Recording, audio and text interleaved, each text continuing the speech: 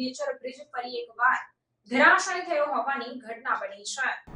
ઉત્તરાખંડના રુદ્રપ્રયાગના નારકોટામાં બની રહેલો રાજ્યનો પહેલો સિગ્નેચર બ્રિજ ફરીથી ધરાશાયી થયો છે।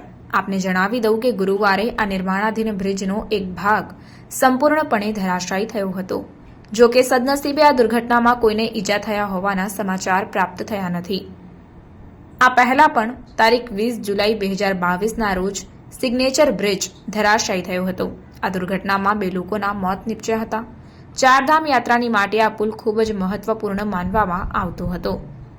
આ બ્રિજ 65 કરોડના ખર્ચે બનાવવામાં આવી રહ્યો છે। આ પુલની કુલ લંબાઈ 110 મીટર અને ઊંચાઈ લગભગ 40 મીટર છે।